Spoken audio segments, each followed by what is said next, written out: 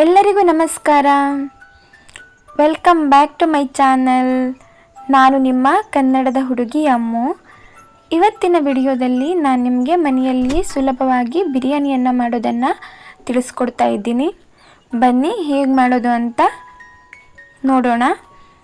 ಮೊದಲಿಗೆ ನಾನು 1/4 kg ಚಿಕನ್ನ ಇಲ್ಲಿ ತಗೊಂಡಿದ್ದೀನಿ. ಇದನ್ನು ಈ ರೀತಿ ನೀಟಾಗಿ ವಾಶ್ ಮಾಡಿ ಇಟ್ಕೊಂಡಿದ್ದೀನಿ. ಹಾಗೆ ನಾನು ಇದಕ್ಕೆ 1 ಟೇಬಲ್ ಸ್ಪೂನ್ಗಳಷ್ಟು ಅರಿಶಿನ ಪೌಡರನ್ನು ಹಾಕ್ಕೊಳ್ತಾ ಇದ್ದೀನಿ. ಹಾಗೆ ಅರ್ಧ ಟೇಬಲ್ ಸ್ಪೂನ್ಗಳಷ್ಟು ಗರಂ ಮಸಾಲ ಪೌಡರನ್ನು ಸಹ ಆ್ಯಡ್ ಮಾಡ್ಕೊಳ್ತಾ ಇದ್ದೀನಿ. ಹಾಗೆ ನಾನು ಇದಕ್ಕೆ 1 ಟೇಬಲ್ ಸ್ಪೂನ್ಗಳಷ್ಟು ಚಿಕನ್ ಮಸಾಲ ಪೌಡರನ್ನು ಆ್ಯಡ್ ಮಾಡ್ಕೊಳ್ತಾ ಇದ್ದೀನಿ.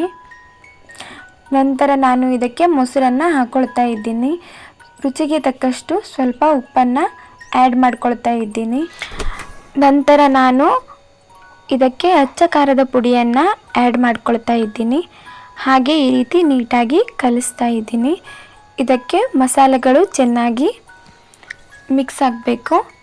ಹಾಗೆ ನಾನು ಇದನ್ನು ಸ್ವಲ್ಪ ಹೊತ್ತು ಎತ್ತಿಡ್ತಾ ಇದ್ದೀನಿ. ಫ್ರಿಜ್ಜಲ್ಲಿಟ್ಟರೆ ಒಳ್ಳೆಯದು, ಇಲ್ಲ ಅಂದರೆ ನೀವು ಸೈಡಲ್ಲೂ ಇಟ್ಕೊಳ್ಬೋದು.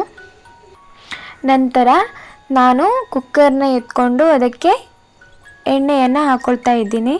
ಹಾಗೆ ಮಸಾಲೆ ಪದಾರ್ಥಗಳಾದ ಚಕ್ಕೆ, ಲವಂಗ, ಪಲಾವ್ ಎಲೆ, ಸೋಂಪು, ಜೀರಿಗೆ ಮತ್ತು ಯಾಲಕ್ಕಿಗಳನ್ನು ಹಾಕಿ ಇದನ್ನು ನೀಟಾಗಿ ಈ ರೀತಿ ಫ್ರೈ ಮಾಡ್ಕೊಳ್ಬೇಕಾಗತ್ತೆ. ನಂತರ ನಾನು ಸ್ವಲ್ಪ ಬೆಳ್ಳುಳ್ಳಿಯನ್ನು ಆ್ಯಡ್ ಮಾಡ್ಕೊಳ್ತಾ ಇದ್ದೀನಿ.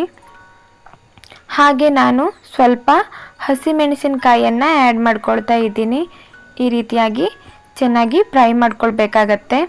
ನಂತರ ನಾನು ಚಿಕ್ಕದಾಗಿ ಕಟ್ ಮಾಡ್ಕೊಂಡಿರೋ ಈರುಳ್ಳಿಯನ್ನು ಆ್ಯಡ್ ಮಾಡ್ಕೊಳ್ತಾ ಇದ್ದೀನಿ. ಇದನ್ನು ಕೆಂಪಗಾಗುವವರೆಗೂ ಈ ರೀತಿ ಫ್ರೈ ಮಾಡಿಕೊಂಡು 1 ಟೊಮೆಟೊವನ್ನು ಆ್ಯಡ್ ಮಾಡಿದ್ದೀನಿ. ಇದನ್ನು ಸಹ ನಾನಿವಾಗ ಫ್ರೈ ಮಾಡ್ಕೊಳ್ತಾ ಇದ್ದೀನಿ. ಇದಕ್ಕೆ ಸ್ವಲ್ಪ ಅರಿಶಿನ ಪುಡಿಯನ್ನು ಹಾಕಿ ಈ ರೀತಿ ಚೆನ್ನಾಗಿ ಫ್ರೈ ಮಾಡ್ಕೊಳ್ತಾ ಇದ್ದೀನಿ. ನಾನು ಇದಕ್ಕೆ ಸ್ವಲ್ಪ ಚಿಕನ್ ಮಸಾಲ ಪೌಡರನ್ನು ಆ್ಯಡ್ ಮಾಡ್ಕೊಳ್ತಾ ಇದ್ದೀನಿ. ಹಾಗೆ ಗರಂ ಮಸಾಲ ಪೌಡರನ್ನು ಆ್ಯಡ್ ಮಾಡ್ಕೊಳ್ತಾ ಇದ್ದೀನಿ. ಹಾಗೆ ನಾನು ಇದಕ್ಕೆ ಸ್ವಲ್ಪ ಅಚ್ಚ ಖಾರದ ಪುಡಿಯನ್ನು ಹಾಕ್ಕೊಳ್ತಾ ಇದ್ದೀನಿ. ಇದನ್ನು ನಾನು ಮನೆಯಲ್ಲೇ ತಯಾರಿಸಿಕೊಂಡಿದ್ದು. ಹಾಗೆ ಇದನ್ನು ಈ ರೀತಿ ಚೆನ್ನಾಗಿ ನಾನು ಫ್ರೈ ಮಾಡ್ಕೊಳ್ತಾ ಇದ್ದೀನಿ. ಸ್ವಲ್ಪ ಹೊತ್ತು ಲೋ ಫ್ಲೇಮಲ್ಲಿ ಇಟ್ಟು ಈ ರೀತಿ ಚೆನ್ನಾಗಿ ಫ್ರೈ ಮಾಡ್ಕೊಳ್ಬೇಕಾಗತ್ತೆ. ನೀವು ಕೂಡ ಇದನ್ನು ಮನೆಯಲ್ಲಿ ಸುಲಭವಾಗಿ ತಯಾರಿಸಬಹುದು ಕಡಿಮೆ ಸಾಮಗ್ರಿಗಳಿಂದ. ನೋಡಿ, ಈ ರೀತಿ ಚೆನ್ನಾಗಿ ನಾನು ಫ್ರೈ ಮಾಡಿಕೊಂಡು ಇದಕ್ಕೆ ಆವಾಗಲೇ ನಾನು ಎತ್ತಿಟ್ಕೊಂಡಿರೋ ಚಿಕನ್ನ ಹಾಕ್ಕೊಳ್ತಾ ಇದ್ದೀನಿ. ನಾವು ಇದನ್ನು ಒಂದು 20 ನಿಮಿಷಗಳ ಕಾಲ ಆದರೂ ಮಿಕ್ಸ್ ಮಾಡಿ ಮಸಾಲೆಗಳು ಮಿಕ್ಸ್ ಆಗುವವರೆಗೂ ಸೈಡಲ್ಲಿ ಎತ್ತಿಟ್ಕೊಳ್ಬೇಕಾಗತ್ತೆ. ಚೆನ್ನಾಗಿ ಮಸಾಲೆಗಳು ಮಿಕ್ಸ್ ಆಗಿರಬೇಕು. ಇದನ್ನು ಈ ರೀತಿ ಚೆನ್ನಾಗಿ ನಾನು ಫ್ರೈ ಮಾಡ್ಕೊಳ್ತಾ ಇದ್ದೀನಿ. ನೀವು ಕೂಡ ಇದನ್ನು 1 ಟೈಮ್ ಮನೆಯಲ್ಲಿ ಟ್ರೈ ಮಾಡಿ ನೋಡಿ, ಮತ್ತು ಹೇಗಾಗಿದೆ ಅಂತ ಕಮೆಂಟಲ್ಲಿ ತಿಳಿಸಿ. ನೀವು ನಮ್ಮ ಚಾನೆಲ್ನ ಫಸ್ಟ್ ಟೈಮ್ ನೋಡ್ತಾ ಇದ್ದರೆ ನನ್ನ ಚಾನೆಲ್ನ ಸಬ್ಸ್ಕ್ರೈಬ್ ಆಗಿ, ಹಾಗೆ ಪಕ್ಕದಲ್ಲೇ ಕಾಣೋ ಬೆಲ್ ಐಕಾನ್ನ ಪ್ರೆಸ್ ಮಾಡಿ. ಇದರಿಂದ ನಾನು ಹಾಕೋ ಪ್ರತಿ ವಿಡಿಯೋ ನಿಮಗೆ ಮೊದಲು ಬಂದು ತಲುಪುತ್ತೆ. ನೋಡಿ, ಇದನ್ನು ಈ ರೀತಿ ಲೋ ಫ್ಲೇಮಲ್ಲಿ ಇಟ್ಟು ಕುದಿ ಬರೋವರೆಗೂ ಚೆನ್ನಾಗಿ ಬೇಯಿಸ್ಕೊಳ್ಬೇಕಾಗತ್ತೆ. ನೋಡ್ತಾ ಇದ್ದೀರಲ್ಲ, ಈ ರೀತಿ ಚೆನ್ನಾಗಿ ಕುದಿ ಬರ್ತಾ ಇರಬೇಕು. ನಂತರ ನಾನು ಅಕ್ಕಿಯನ್ನು ತೆಗೆದುಕೊಂಡಿದ್ದೀನಿ. ಇದನ್ನು 10 ನಿಮಿಷಗಳ ಮೊದಲೇ ನಾನು ನೀರಲ್ಲಿ ನೆನೆಸಿಟ್ಟಿದ್ದೀನಿ, ಯಾಕಂದರೆ ಅನ್ನ ಸ್ಮೂತಾಗಿ ಬರುತ್ತೆ. ನಾನು 1/4 kg ಚಿಕನ್ಗೆ 3 ಗ್ಲಾಸ್ಗಳಷ್ಟು ಅಕ್ಕಿಯನ್ನು ಹಾಕಿದ್ದೀನಿ. ಇದನ್ನು ನಾನು ಚೆನ್ನಾಗಿ ಮಿಕ್ಸ್ ಮಾಡ್ಕೊಳ್ತಾ ಇದ್ದೀನಿ. ನಂತರ ನಾನು 3 ಗ್ಲಾಸ್ ಅಕ್ಕಿ ತೊಗೊಂಡಿರೋದ್ರಿಂದ 6 ಗ್ಲಾಸ್ಗಳಷ್ಟು ನೀರನ್ನು ನಾನು ಆ್ಯಡ್ ಮಾಡ್ಕೊಂಡಿದ್ದೀನಿ. ನಾವು ಎಷ್ಟು ಪ್ರಮಾಣದಲ್ಲಿ ಅಕ್ಕಿಯನ್ನು ತೊಗೊಂಡಿರ್ತೀವೋ ಅಷ್ಟು ಪ್ರಮಾಣದಲ್ಲಿ ನಾವು ನೀರನ್ನು ಹಾಕ್ಕೊಳ್ಬೇಕಾಗತ್ತೆ.